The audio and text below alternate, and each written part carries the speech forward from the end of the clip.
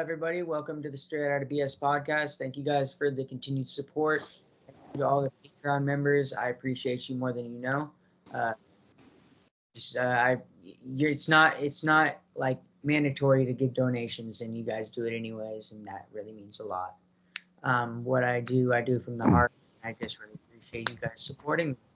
And we have a lot of really interesting interviews coming up, so stay tuned. We're almost at 100 episodes, so it's a long time coming, but we will continue to put these episodes out until these places are either fully regulated or shut down. Probably shut down.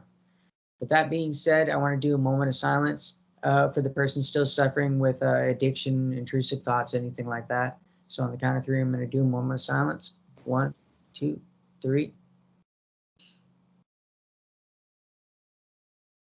Okay, thank you for that. And without further ado, I want to go ahead and introduce my guest for the day. Go ahead and introduce yourself and where you went and what years. Hey, Jordan.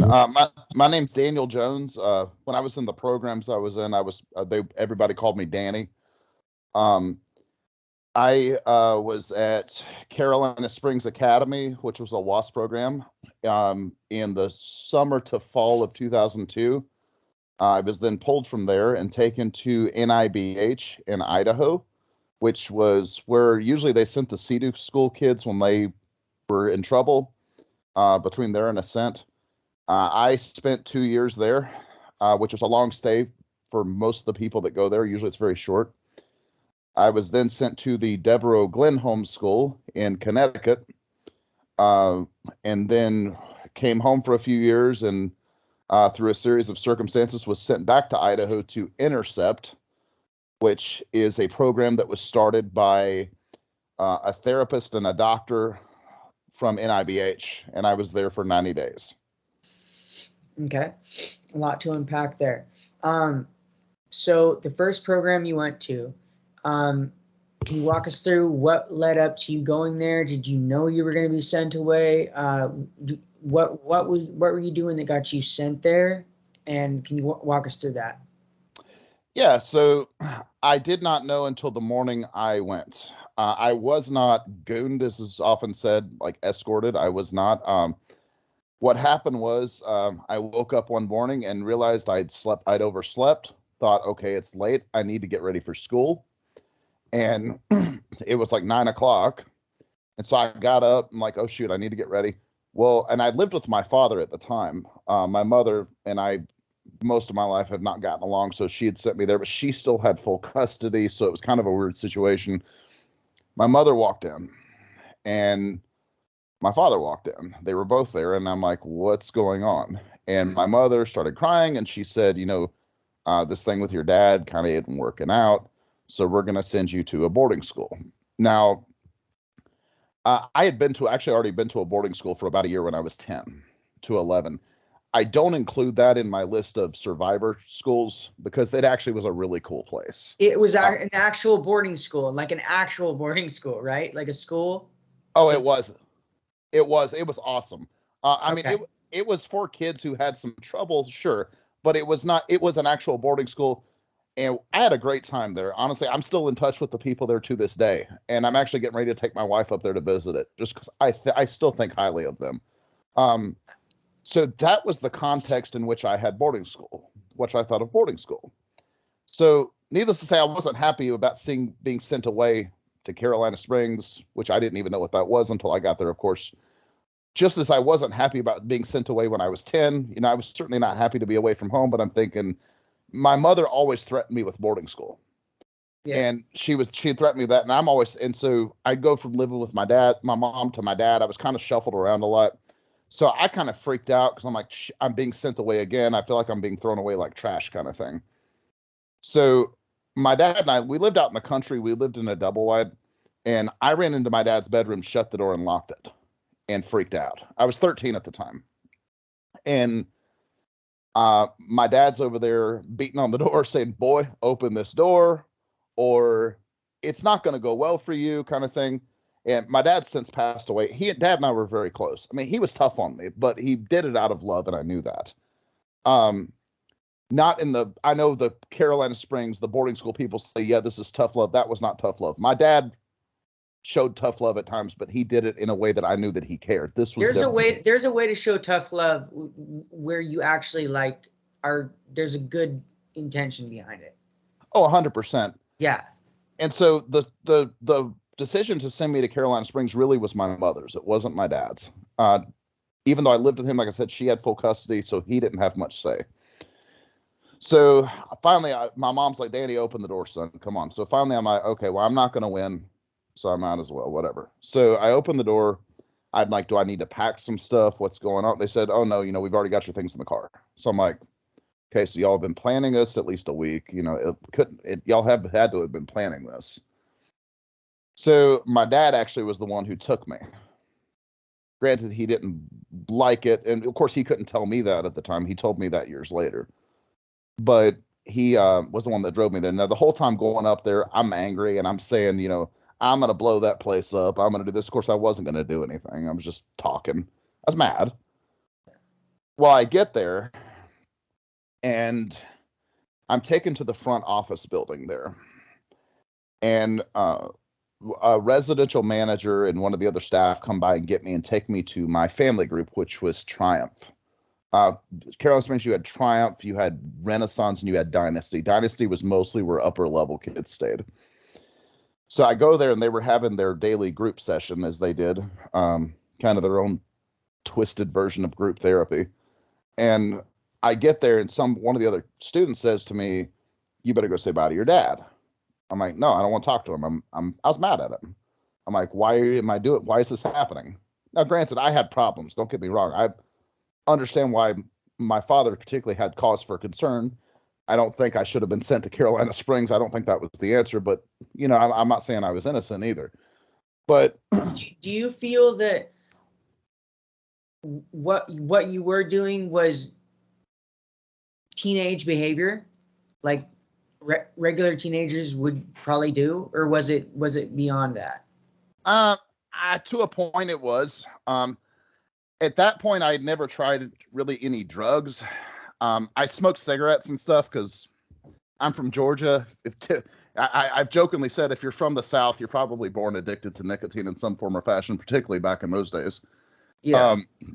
But I drank a little bit, but it wasn't anything out of the ordinary. Now, my problem is I had a temper, and okay. I would kind of freak out. My dad and I would get in fights and stuff, and and to this day, I'm not angry at my dad for any of this stuff. Yeah. But it was kind of an interesting thing. So when I get there, I'm thinking I was unaware that, I was not going to be able to communicate with anybody in my family until I reached level 3. Yeah. At that time. So my dad left, and then that's when that was broken to me, and I freaked out. I mean, I'm 13. I was the youngest kid there at the time, actually. And so I'm 13 years old. And it's kind of, for the next couple of days after I was there, I was in tears. Like every day I was freaking out. I couldn't eat. Like I was in shock. Like this was not the boarding school experience I had at Little Keswick School, which was when I was 10. Not at all. And so I knew immediately this place was messed up. Something was wrong here. I'll put it that way. And so I had after a couple of days went by, a staff member pulled me aside. He said, son, you're in the program now. I'm done with this crying stuff. I'm done with all this BS. Get with the program kind of thing. Yeah. And it was around that, after a couple of days there, that I learned about Tranquility Bay and High Impact, which I did not know was called High Impact at the time. We just called it Baja. Everybody there just called it Baja. Interesting. Or Costa Rica, because the academy at Dundee Ranch was still operating at that time. And so I'm thinking, okay, well, I better shape up. I better do something to try to play along. So they threatened you with Tranquility Bay pretty much right off the bat? Pretty much. Yeah. I mean, I wasn't, and granted, I wasn't reacting violently. I wasn't doing anything. They're just like, listen, you better do it right here, or there's some worse places out there. And they would even say, there's no child abuse laws in these countries, so they can do what they want to. They would tell us that. Yeah. did they do that? Did you go to Spring Creek? I went to Spring Creek, and I rebelled for the first year I was there, and I was getting like removed every day and sent to intervention, stuff like that. And they eventually just said, look, you can keep on fucking around. Yeah. But we'll just send you to Jamaica, and we'll just tell your parents afterwards. And I found out later that in the contracts they sign, when they send you there, they sign up. There's a specific clause in there that literally says, like, we have permission to send the child out of state if deemed a risk or like whatever, like a flight risk at this facility. So, yeah, which was total hogwash, because I've read those contracts too. I read them. Actually, I read the Carolina Springs enrollment agreement a few years ago. I got a hold of one. I think it was on unsilenced.org, if I remember right. Yeah. And they had like clauses in there, but they would never send you to Tranquility Bay usually for any type of violence or being a flight risk. I mean, yeah, if you ran away, they would usually, but kids would get sent there just because they didn't cooperate. That was their extent. Yeah. Yeah. And I get told about these restraints, like, I don't know what they did at Spring Creek, but I mean, what they would do, they had a couple different things they would do. They would take you, they didn't call it intervention at Carolina Springs. They called it OP, which stood for observation placement. Yep. And they would take you out back to the OP building, which was like a little shed. And they basically either tell you to get down on the ground, put your hands behind your back, or they'd throw you down. And they get on top of you, stick a knee in your back, grab your wrist, and pull them back as hard as they could, basically to cut off where you could barely breathe. And they would even say, after they just got done doing that to a kid, oh, he's all right. He's worried about breathing now. Like, they did that intentionally. They knew what they were doing. In the enrollment agreement, I remember reading, like, restraints are used in case of they're at risk to them of harming themselves or others. I can't think of one time where a kid was ever restrained where they were a risk to themselves or others. Yep. Yeah. It's complete. Yeah. Everything in the contract is complete gaslighting and just complete bullshit. Oh, it is. And it's what they want to hear, and it's little hidden clauses in there that make you sign away your child and all of their rights. Absolutely. Absolutely. And so, it's interesting. I tried to write a letter to my father to let him know what was going on there. And I, assuming he never got it, because my family rep pulled me aside one day, said, hey, your dad told me about this letter you sent him. That was pretty manipulative, dude. Don't you think that was pretty manipulative? They read your letter. That's what happened. They didn't say that, but I think they did, and I think they didn't send it. That's what happened. Because I'm assuming, I don't think my dad would have, if my dad knew about that, he would have at least looked into it, if nothing else. My mother probably wouldn't have cared, honestly, but my dad would not have stood for that. And my dad, I mean, he was ex-military. I mean, my grandfather was a retired lieutenant colonel. My dad was a Vietnam veteran. He was not a weakling. He was a tough dude, but he did not stand for stuff like that. And, so I'm there, and I get nearly every day I'm getting Cat 2, breaking silence, Cat 2, BRV, blatant rule violation. Every little correction you could think of as soon as I was off their buddy system. Can we talk about that? Can we talk about that a little bit? Yeah. So the buddy system, did they give you a rule manual, or did they just buddy you up with somebody that was supposed to show you the ropes? Is that what the buddy system you're talking about? So both. They gave me a rule manual, but they had a buddy to teach me all the different rule violations, and there was a lot of them.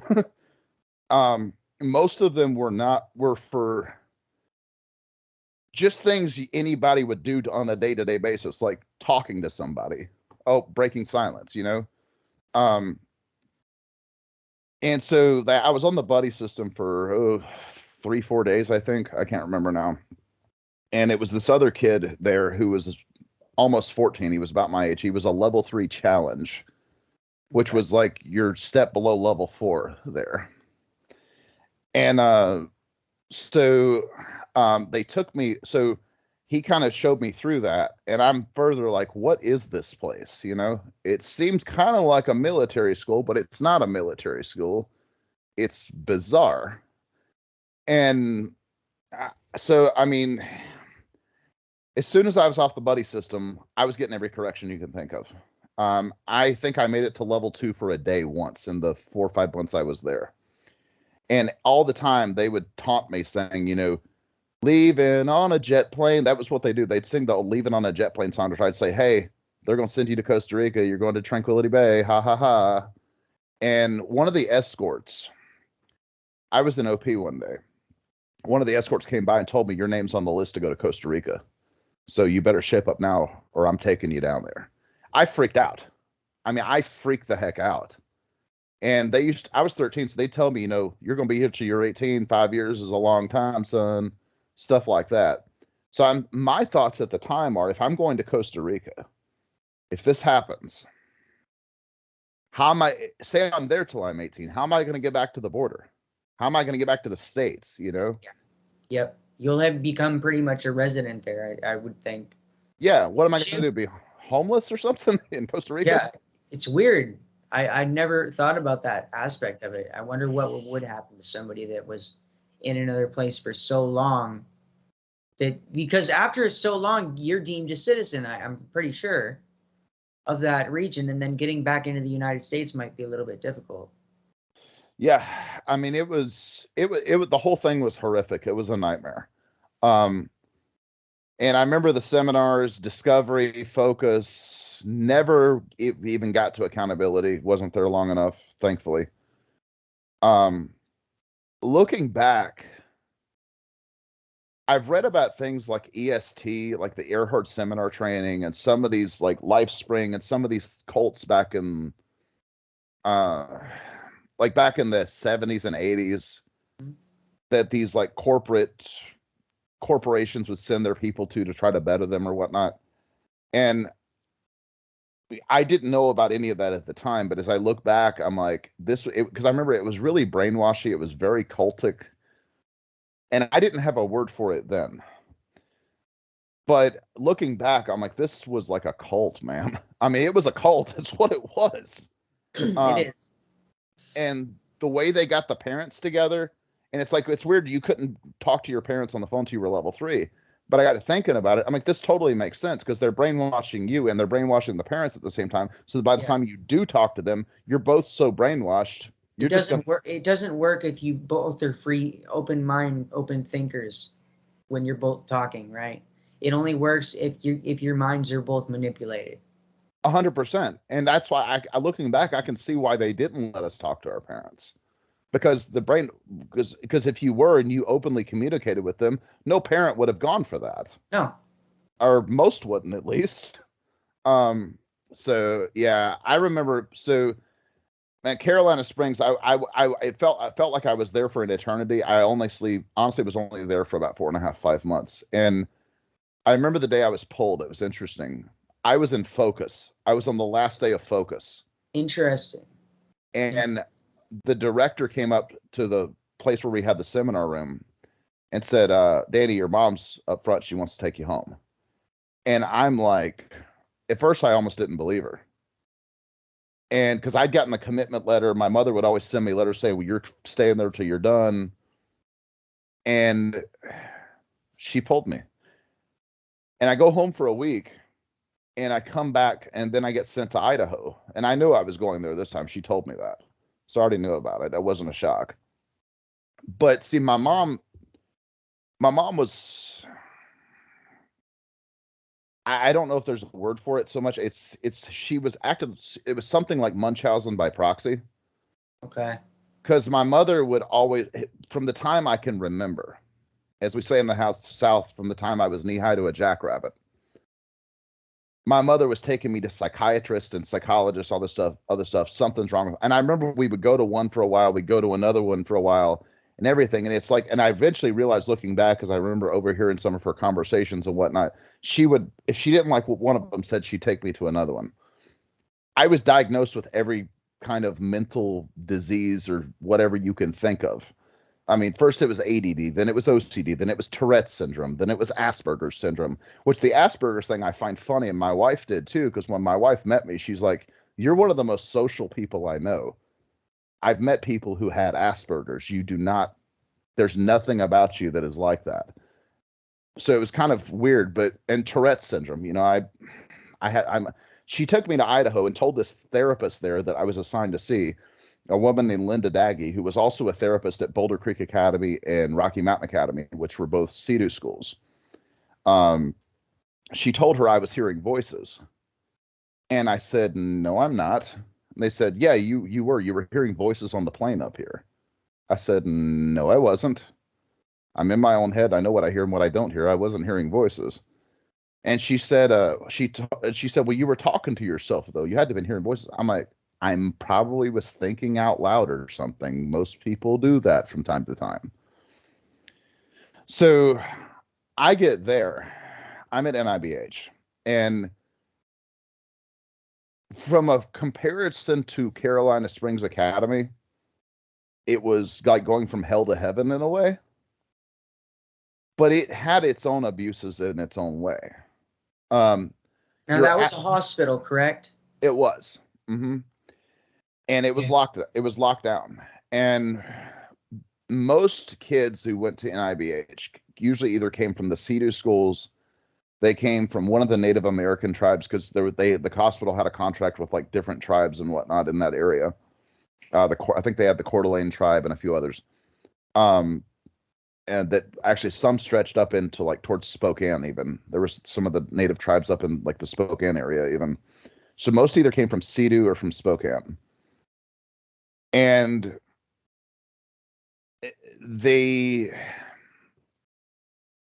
most of them would come, they'd stay there for 3-4 months. They'd be discharged to either go back home, go back to Boulder Creek Academy, to RMA or BCA or wherever they were at. I was there 2 years. Now, I was told before I got there, you're going to be here for about 90 days and we're going to select a school to send you to. So I assumed that meant Boulder Creek Academy or something like that. I was never sent there. But I mean, I assume I keep hearing about these schools. I'm like, oh, that must have been what my mother was telling me about. Well, I was never sent there, which come to find out later, I guess was a good thing, because I've heard stories about those schools from, I don't know how many people who went there. But even the CEDU school kids that came there, they would have to be on what was called CEDU protocol. So the girls had to have their hair up in a bun. They couldn't wear any shirts or any clothes that had any sort of logo or image on them. Which, I mean, so it kind of was affiliated with CEDU, but it wasn't at the same time. It was weird.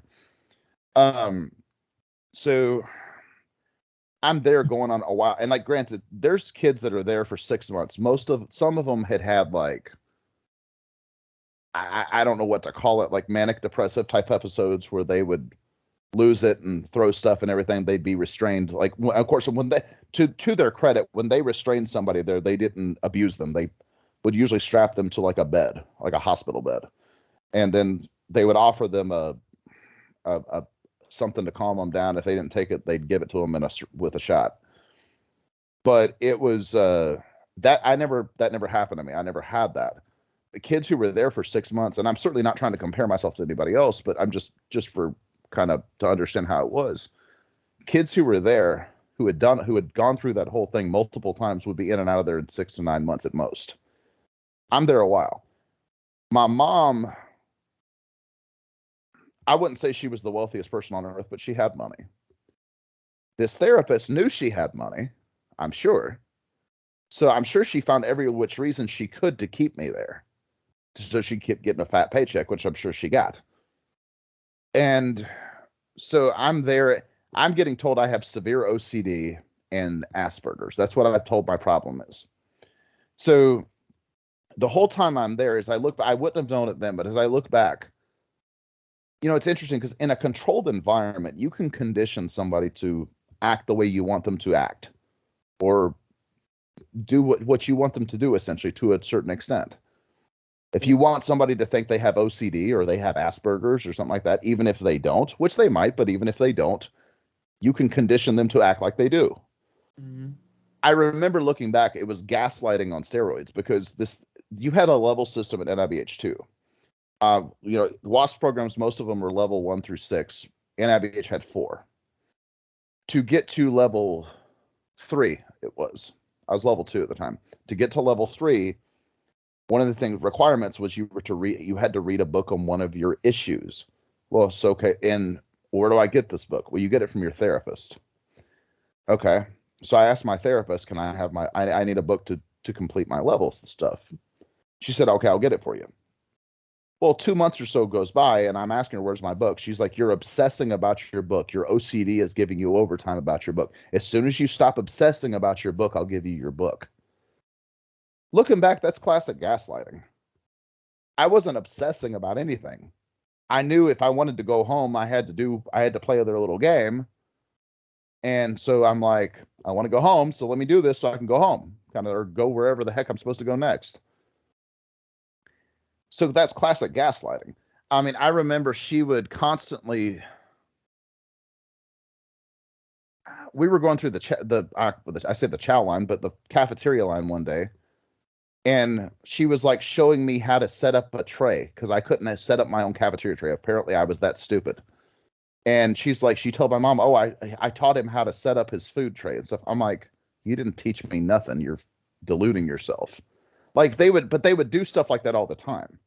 I mean, just little stuff. It's just looking back, it makes me angry to this day. I've largely forgiven those people, but it still makes me angry to this day sometimes as I think about it.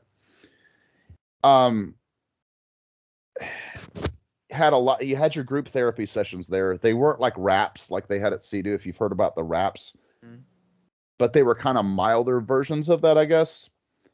Now they did have full times at NIBH. Like one of the things you'll hear with CEDU kids was they got put on a full time. You've probably heard about that from some of the CEDU kids that you've interviewed. For people who don't, what is it? Like for people who aren't like working on their growth or something like that. Like full times was basically you're restricted either to your room or you're restricted to a desk, and you have to do constant writing assignments until they say otherwise. They had that there. They had dirt lists there. So a lot of the CEDU lingo was still used there.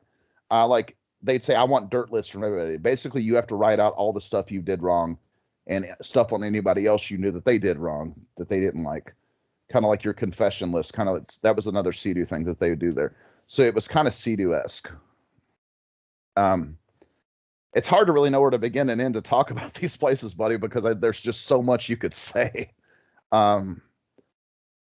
But it was, looking back, honestly, I think NIBH was worse in some ways, because in NIBH, they were trying to cripple you. You may have had a disability. You may have had a mental disease or disorder.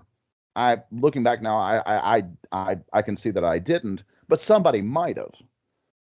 But even if you don't, they're going to find some excuse to dope you up on meds. Dude, I was on Seroquel, I was on Prozac and Riddle. I was going to ask you about that.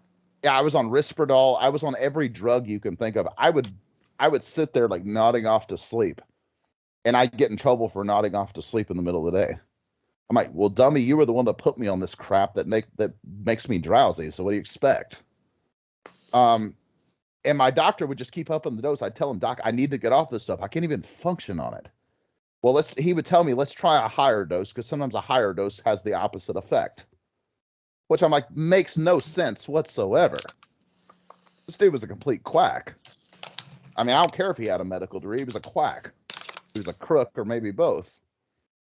But like, I'm on this. I'm on these drugs, and I'm on them for. I mean, some of this stuff. Some of these drugs too, as I've looked at it now, looking back, these drugs have harmful effects long term. And it's just crazy to how they just handed them out like candy. So I mean, I'm there. I finally get my book. I do the level 3 crap and all that stuff. And then so for level 4, you have to do an interview with like the staff, the main staff there, like the team leaders, the therapists, and all that stuff. Well, I completed all my work to do my interview to get to level up. And my therapist says, well, you'll get your level 4 event. We'll get you your interview eventually. It'll come when you least expect it. Well, most other kids there, if they'd finish all their work, they'd immediately try to set them up for a level 4 interview. That's what nearly all of them did. But mine, while I finish all my stuff, months go by. Where's my interview? It's coming when you least expect it. Don't obsess about your level 4 interview. Don't obsess about it. She was the biggest sleazebag on the face of planet Earth that I have ever met in my life. And looking back, I know she was just trying to keep me there because she knew she was getting a fat paycheck probably from my mother. Definitely. And it's just, it was so sleazy. And finally, I don't remember what I did, but I pulled some strings with the right people and I got my interview, and she kind of couldn't say no. So I don't even remember what I did. But so I got the level 4 thing. Finally, after almost 2 years, I leave there. And I end up going to the Deveruex Glen homeschool, which is in Connecticut. Now, Devereaux is like, people have heard of Devereaux Behavioral Health. Most of the times they're like hospitals and things like that. This was like Devereaux's boarding school, right? I've had one person on that went to Devereaux, I think. Yeah. Yeah, well, most of the Devereaux school places were kind of similar to NIBH, except worse probably from the stories I've heard. This was like it was a boarding school. It was an actual boarding school, although it was a messed up one. So I was told I was being transferred there because they didn't think I was ready to go home yet, but they wanted to put me in a less restrictive environment. Well, I get there and I hear staff saying similar things like I would have heard them say at other programs, like, if you guys want to move on and not spend the rest of your years in Devereaux, you better get with the program, kind of thing. I'm like, how is this less restrictive? This is just another program. And actually the time I talked to my mother, I told her, I don't see how this is any different. She's like, well, you're going to be there till you graduate high school, so you better get used to it, kind of thing. And I genuinely thank God to this day that I was not there very long, although it looked like I was going to be. Devereaux had a very strict, it was very strict in many ways. It's hard to describe. The staff members were not trained in anything. Most of them were college people or something like that. And one thing they were big on was group punishments. If one person screwed up, they punished the whole group, kind of thing. They were big into that there. Just like at W.W.A.S.P programs, they would do, or at least at Carolina Springs, they did that a lot. Yeah. So I'm like, how is this any different than the places I've come from? Like, so crazy. It's just like my mom just doesn't want me at home is all it is. And what's funny is years later, a family friend of ours told me years later that while I was away at some of these boarding schools, she would, my mother, my parents were divorced. She said she found men's clothes at my mother's house when she was over there. So I'm like, now I'm kind of seeing why my mom didn't want me at home, So she had the money to pawn me off, so she did. And finally, truly by God's grace, I got taken out of there and I came home. I was on my best behavior for probably about 2 years, because I'm like, I don't want to get sent back to one of these programs. Mm-hmm. Well, then I got Did you graduate from there? No, you got pulled. Yeah, from there I finished NIBH. Yes, Deveruex Glen home. No, I didn't. There was no they didn't have a life contract. I know what you're talking about. Like they had those at Carolina Springs, but no, they didn't have them there. But I came home and I ended up going to this regular school at home. But my mom was, looking back, I mean, this stuff is just crazy to me. My mother would, I'm 16 years old at this point, and she was still treating me like I was a child. If you do all your chores for the day, you can have a suite for the day, kind of thing. I'm not kidding you. It's 16 years old. Well, finally I get my driver's license. I'm like, screw you. It's time to party. So I'm on my best behavior for a while. I went out. I start smoking my cigarettes. I start drinking. I start doing all kinds of stuff. My mom catches me.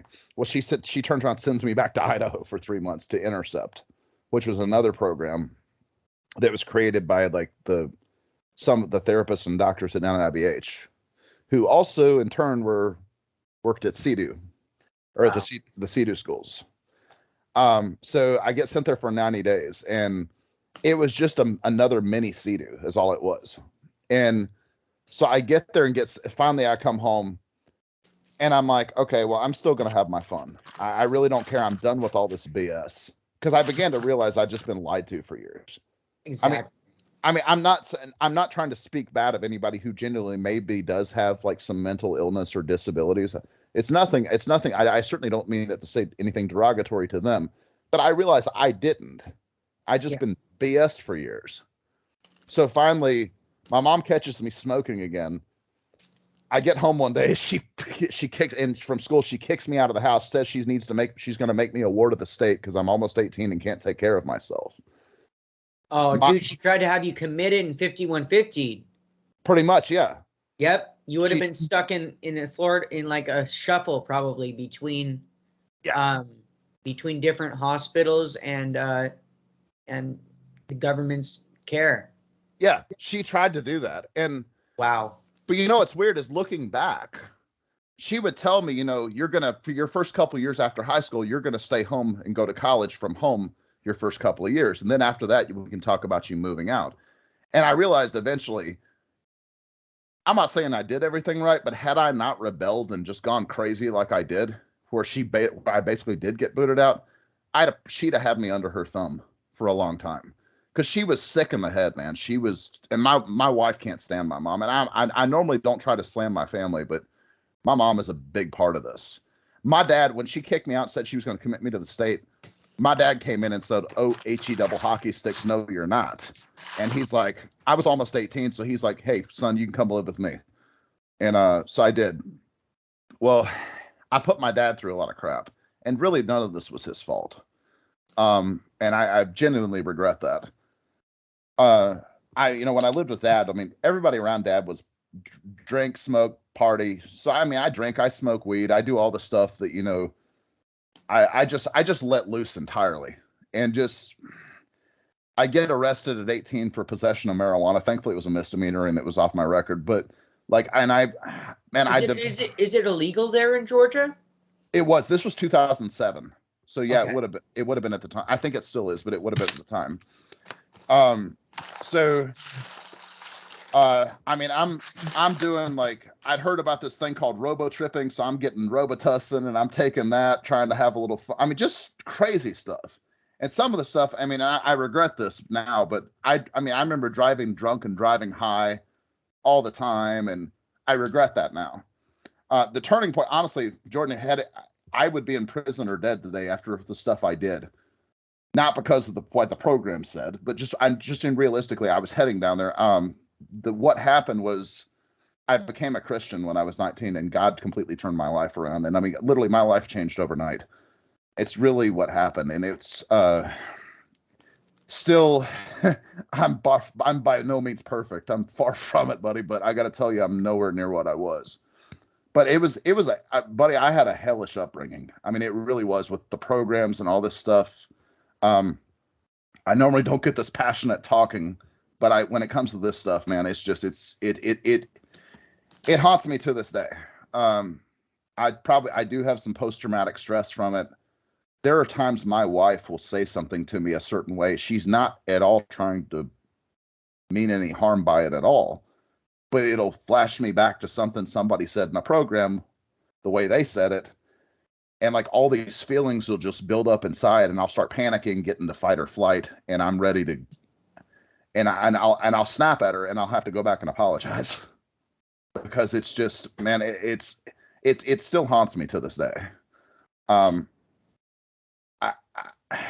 You know, and it's kind of a funny thing because I'm more conservative than either of my parents, and I'm not one who generally believes in big government and regulations and all this stuff. These schools, I would have to say, are probably an exception to that rule. I want them shut down. There has to be some real oversight in these schools. I would prefer it on a state level, but I'm honestly not opposed to it on the federal level. Because this stuff is, most of the people I knew, honestly, who graduated from these programs are in jail or dead today. So what did the program do for them? And the irony is, most of the people I know who refused the program are alive and well. And it's crazy to me. So what did the program do for them? It was supposed to save their life. Well, they're dead. Now, not all of them by any means, but a lot of them are. And I'm like, this stuff ruins people, man. It really does. And it has long-lasting consequences that destroy people. and it Yeah. almost destroyed me. Definitely. So, did you? How long after you got to Carolina Springs Academy did they have you go through your first seminar? about 4 weeks. Went to Discovery. I remember going. So I remember going. It was funny. I remember going into the room. You know, they don't talk about the seminars. There's a big confidentiality thing there, so I didn't really know what to expect. And so I go in there, and they're playing like this introductory music kind of thing, and we all sit down, and the facilitator gets up, introduces herself, and it was like, so from day one, I think day one of Discovery, they did the 9. Do you remember the 9 dots thing? Like, be willing to step outside the 9 dots. Yeah, I remember that. I remember, and then they'd say, you know, we have to get together and create a purpose for the seminar. Our purpose as a team is this, this, and this. Then they would say, be in your seat before the music stops, and it was like the 2001 Space Odyssey thing. Yeah. Oh, yeah. Yeah. I mean, it's kind of nostalgia a little bit in some ways, but we would go to these. I remember, trying to remember the first day. I don't remember much of other than that.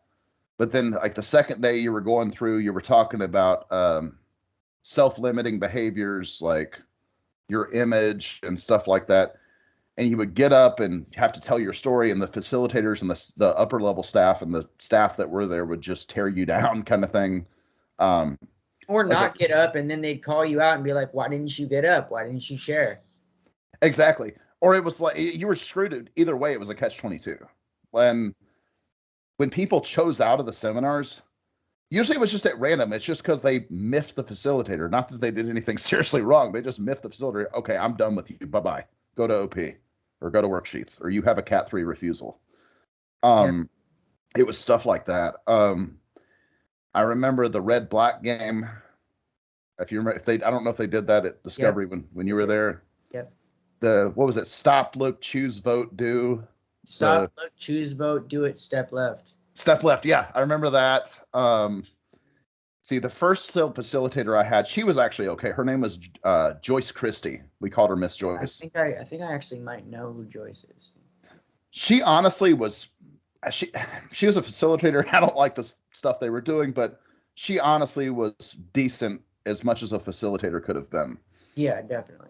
She was a short black lady, really fiery. Honestly, she'd have probably been a lot of fun to talk to outside the program, just because she was kind of funny.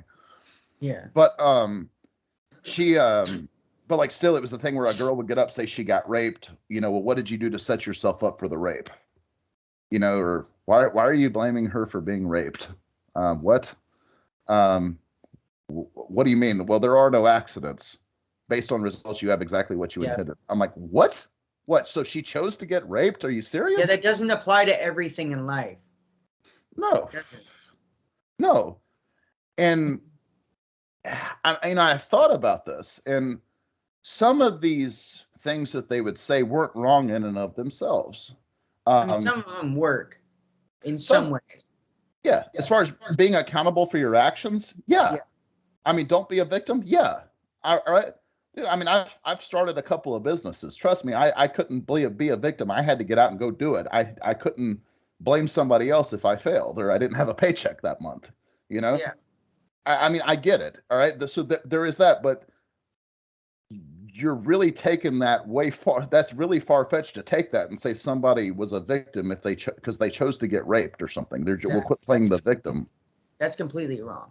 Yeah, it's hogwash. It's ridiculous. Yeah, it's completely fucking bullshit. Yeah, it is. It is. And so I actually made it through Discovery the first time. I finished it.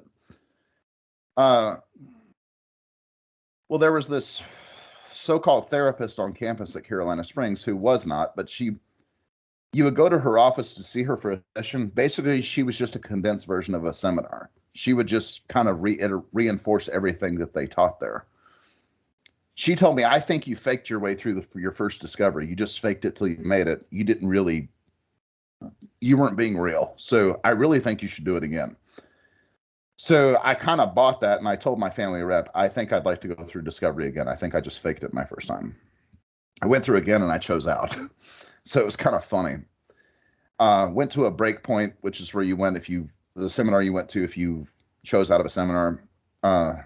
Interesting. What did they do at Breakpoint? It was basically, it was like a very short seminar.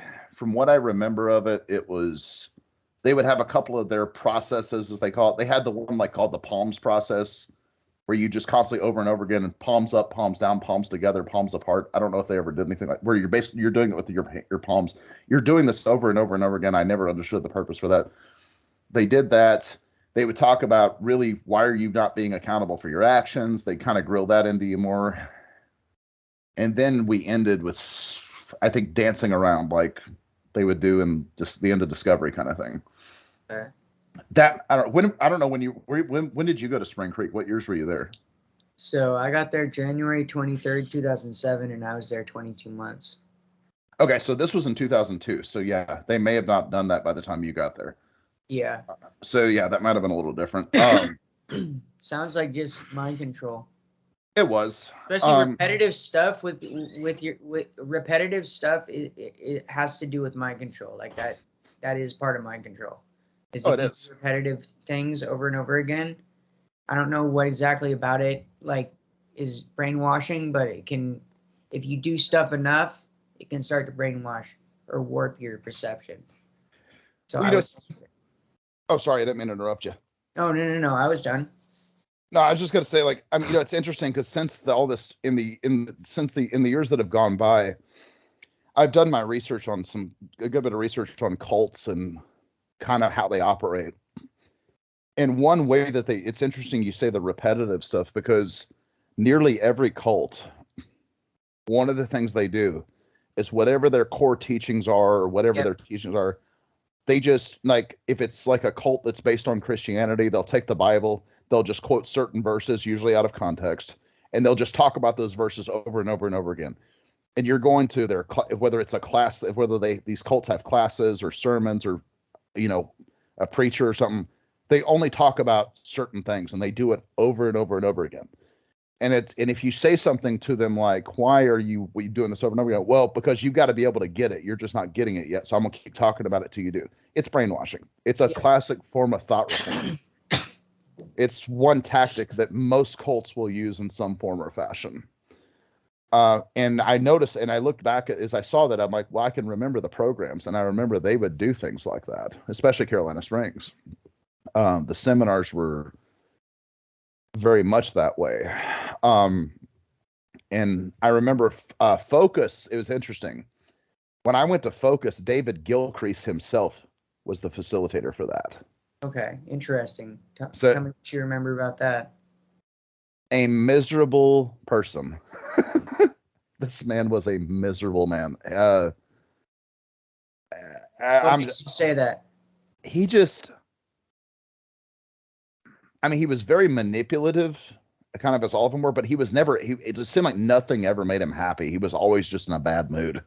Like the whole several days I was there, all of them kind of had their nitpickiness and manipulativeness and had their ways about him. He was that like times 10 with the addition of just being a jerk. There were 3 facilitators that were known in the TASK seminar world from when I was around there. David Gilcrease was, of course, the one who founded all of that, and I guess created all that program curriculum and stuff like that. Yeah. But it was him, Dwayne Smotherman, and Bill Dean, a guy named Bill Dean, who were like, if they come to town, you better get serious, kind of thing. Jan Presley was actually the one I had in my second discovery. She's kind of famous or infamous, depending on who you ask, I guess. I think Jan sounds familiar too. Real heavy set woman, blonde. She not very well liked by almost anybody. But David Gilcrease was, it's hard to describe. I mean, the first day we were there, he's like just calling people up and ripping them apart. Like, and I'd been to 2 discoveries before that, and I'd never seen anybody do it the way he did it. I remember the lifeboat process, you live or you die. And then if you got a live boat, you had to say, well, if you're like Danny lives or whoever it was, I live. The Why do you giver. deserve to live? Why Why do do you you? deserve? Yep. Yeah. Why do you deserve to live? Remember the giver and the taker thing? Giver, taker, like going around in a circle. I don't. They did that when you were in focus. Yeah, I forgot that one. Yeah, that's what I don't hear many people That talk one was about. very precise too. It almost felt like you were literally cutting them out of your, like you're just like giver, taker, like you're literally cutting, like you are a taker, like being completely like just like this is what you are. Yeah, exactly. It was really odd. One part of all the seminars that I guess at the time I did appreciate, because Carolina Springs, I think from everything I've been told, I think every W.A.S.P program was like this. The boys and the girls side, like you had to look away if the girls were passing on the boys side or vice versa. So we could look, of course, at them and we could talk to them. Like, to me, it was nice to have some female conversation for once. Yeah. Even if it was in a twisted environment, it was really just nice to have some female conversation. Or even just the presence. Exactly. I mean, that was one thing I guess that was kind of nice when you had the seminars. But I remember, what was the part like, I am a such and such and such young woman. Your I am statement? The I am statement, yeah. Do you remember what yours was? I was going to ask you about that. Yeah, mine was, I'm a loving, caring, worthy, compassionate young man. Nice. Did you make a purpose? Did you make a purpose for yourself? If I did, I don't remember. Okay. I remember the I am statement. I don't remember. Maybe I did, but I can't remember off the top of my head. Maybe that was principles. Did you go to principles after focus? Or was focus the last seminar that you went through? Yeah, it was. They didn't have principles when I was there. I'd heard about that, but you had discovery, focus, and then accountability. And then once you finished accountability, you had like, every time the seminars would go around, the upper levels would just go to like, I think it was called keys to success, something like that. I think accountability became principles later on. That sounds right, because most of the folks I've known from the programs over the years either went to accountability or they went to principles. So I don't know if it was the same thing and they just renamed it or if it was different. But yeah, I'm still shoot. I mean, it's been like, how long has it been now? Almost 24 years, but it's crazy to think it's been that long. But I'm trying to think what else sticks out in my memory from the seminars. There's so many things that you could probably say, but I remember we all had to dress up like some character, like your stretch. Yeah, your stretch. Yeah. Mine was, me and this one girl and this other dude there had to dress up like Kiss and do our stretch was Kiss's song "Nothing to Lose." Nice. Which I find ironic, because normally they would have found bands like Kiss unacceptable there. So yeah, I just find that ironic. Yeah. So I don't know. Yeah, and finding your magical child, and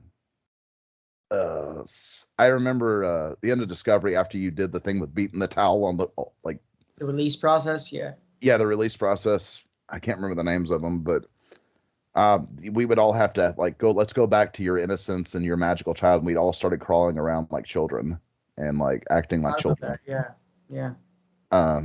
It's a lot of memories. Ones I almost forgot. Now that we're talking about it, I'm bringing them back, but some I really forgot. What do you think the hardest part about being in these programs was, and how did you deal with it? The biggest problem, and it really, I don't think I would have, I didn't probably realize it at the time, but I saw it and I can see it in hindsight now, is going from place to place to place. And even when you were at a place for a while, like NIBH 2 years, kids were constantly in and out. So you never really built any lasting friendships. One thing now is, as an adult, I mean, I've, a circle of great friends now, but many people talk about, me and this person were friends since we were 6, 7 years old. I didn't have many of them, because even when I wasn't in programs, we moved around a lot. But especially in, when I was 13 to when I was 16, those times where you really, a lot of times, form really good friendships. I didn't have that. And I remember when I came home and actually started going to a regular school again, I felt like somebody who was on the outside looking in. Like an outcast. Yeah, and ironically, most of the folks in the school didn't really even see me that way. I just felt that way. Yeah. Everybody had cell phones. That was new to me because nobody had cell phones before I went to the program. I mean, they existed, but certainly teenagers didn't have cell phones at that time. So that was new. So I'm like, oh, I guess, am I supposed to get a cell phone now? I remember they were like the flip phones and stuff back then. I remember there was that. And honestly, like I'm a pretty social person, and I was, after I got my 20s, I was very social. I'd get into I'd talk to everybody. But like at that time, like I would go usually keep to myself just because I had to learn to keep to myself in these programs.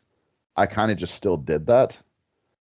But it's funny, I'd have people call on my house, "Hey, is Danny there?" And they'd want to talk to me, and I'm like, "Hey, what's up? How you doing?" It was almost awkward having a conversation and having people that wanted to talk to me, but I didn't really. What am I supposed to? It was like weird. How do I have a conversation? Because you don't have many normal real world conversations in programs. I guess I felt kind of institutionalized. So I think that was the hardest part, is not having a lot of friends, not really developing some lasting friendships at that time, to answer your question. Okay. And what about after you got out of the program? You kind of already answered it. Did you find like relating to people difficult? Oh, very much so. It wasn't until I was in college that I started to really relate to people. And it was, and it's kind of funny because when I was in college, I was kind of a flirt. So it was weird. Like I kind of came out of my shell, and I would kind of like, I was just kind of a flirt. And I was a clown. Which I kind of had been that way a little bit off and on growing up, but I really just kind of came out of my shell at that point. I think the program stuff started to kind of let loose, and I got a lot of good friends. Had a lot of there was a lot of I remember when I was in like some college type groups at the church I was going to when I was in college, and developed had some great friendships there. Had a few girlfriends here and there at that point until I eventually met my wife. So I wouldn't say it's hard now. For the most part, in some ways it is, but it was for a long time. Just learning how to talk to people again. Definitely. If you could go back in a time machine and not go through these boarding schools, knowing what you know now, would you do it, and why? It's a tough question to answer, because I certainly believe God's sovereign and He had a purpose in it. And it certainly has taught me to endure in some ways, because when I was like 19, I was kind of on my own, and I had no life skills, so I had to learn really quick and had to grow the heck up really fast. And I certainly had to teach myself most of the things I didn't learn all those years that I should have. And I think in some ways it was a grace, because it taught me it gave me the endurance I needed especially as a businessman. And, especially, trying to grow a business and things like that, which I may or may not have without it. But in another way, I'd say yes, because it was horrific and I still live with it to this day. Granted, not as much as I did 10 years ago, but the effects of it are still there, and my wife can even see it. And it's one of the things, I have a son. He'll be born in June. My wife's pregnant right now. And, as a father to be, as I'm about to be a dad, it's like, could I send my kid to something like that? And I'm just like, I couldn't do that. I couldn't do that. Like, especially just getting some company just who says, just trust us kind of thing. We know what's best for your kid. Well, how do I know that? You know, who Yeah. it's, I couldn't, I, as a parent, I couldn't. So I don't know. It's a tough question to answer. I'd say in the big picture, probably no, because I think there was a purpose in it. But I don't know. So I'd probably say no. It's hard to say. Okay. Where are you with your parents? Have you ever thought or tried to talk to them and tell them how this program affected you? Have you, like, I've forgiven my parents, but I'll never forget what they did to me. Where are you with your parents? So I forgive my parents. My dad, my father passed away last year, and he and I were very close. I mean, that, my dad had apologized to me for that, and more or less, had told me that, your mom had full custody, and I wanted to do more, but there's only so much I could have done. And I get what he was saying, because my mom was very vindictive, and she would have tried to do something to get to my dad, to try to get at my dad. I mean, she did anyway, but she would have really tried if he'd had. I think he was in a tough spot. So I kind of was mad at my dad that he didn't do more, but at the same time, I understand the situation he was in. So I've long forgiven him. And it's been almost a year since he's passed, and I miss him every day. He and I talked every day. Sometimes multiple times today. I talked to him in the morning and say, I got to go meet a client. He'd say, all right, go make a sale, man. Call me back later this afternoon. Let me know how it went. I can't do that anymore. My mom, I forgive her, but our relationship's never been the same. And looking back, honestly, the relationship we had my whole life was pretty much superficial anyway. So I don't know that we ever really had a real one anyway, now that I think about it. But I told my mom what had gone on at Carolina Springs after she pulled me out of there. I told her about the knee in the back stuff, and he's worried about breathing now kind of stuff, and the withholding food if you got in trouble, and using food, having enough food to actually get a decent meal as a motivation, as they saw it. She was like, well, if that's what it takes to get control of a child, then fine. I'm good with it. When I was 17, and she was going to send me back to Idaho again, when she caught me smoking and drinking, she told me, listen, you better stop it until you get there, because if not, I'm not going to send you to Idaho. I'll send you back to Carolina Springs. Like, she threatened to send me back. She's never once apologized. Do not think she really cares.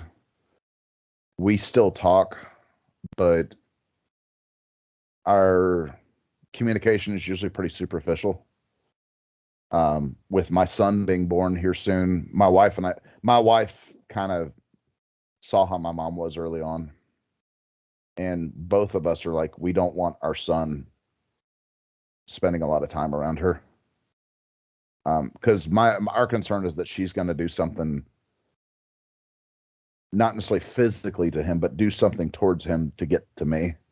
Because even when I was in my 20s, when basically I realized she'd lied to me my whole life, and I got off all the pills she had me on for years and all of that, she would do little things to try to get it, to try to get at me, to try, like, little passive aggressive stuff she would try to do to get at me, all the while with a smile on her face, saying, oh, I'm so proud of my kid, kind of thing. So I forgive her, but I keep my distance. She's not I'd say, a healthy person to be around. Certainly I don't want my wife or son spending a lot of time around her, and my wife doesn't really like her anyway, so I forgive, but I don't forget. And I certainly learn from things. Okay. Have you heard of Gypsy Rose Blanchard? Yes, I have. I was going to say, if you haven't, you should look into her, because she sounds very similar to the way your mom acted. Gypsy Rose. I mean, not her, but her mom, Gypsy Rose's mom, how she would, say, oh, no, there's this wrong with her. There's this wrong with her. And take her to different doctors and stuff. Kind of sounds like the same kind of thing that your mom was doing. Gypsy Rose, she had it, honestly, a whole lot worse than I did. I mean, that girl went through a mess with my mom always tried to make me sick mentally, but this girl like had surgeries and had her teeth pulled and all. I mean, it was horrible. So yeah, I relate to Gypsy Rose on a lot of levels. Certainly our situations were very different in many ways, but I relate to her on a lot of levels. And her dad seems like the one, like he's the one that's tried to be there for her, and just like my dad was for me. So yeah. It's she's certainly gone through a lot, and she's come a long way for having gone through all that. Yeah, for sure. Okay. Well, is there anything else you want people to know about your experience in the program, or anything you might tell a parent thinking about sending their kid to a place like this? I'd say it to any parent who's doing it. If you're going to send your kid to a boarding school, look very, very hard into it. There are, I can't say all of them are bad, because I did go to a good one when I was younger, when I was 10 and 11. But if a program doesn't want you to talk to your child for a period of time, or if they constantly monitor your communication, that should be a big red flag. And if I would recommend not only touring the school, but if you do decide to send your kid there, show up one day when they're not expecting you and say, "Hey, I want to see my kid and I want to see how everything's going around here." Randomly show up. Don't let them know you're coming, kind of thing. I mean, while there's some good ones out there, I think most of them are not. But I would say I don't think boarding school is usually the answer. I think things can be done at home, and kids need their parents. They need their parents to be present.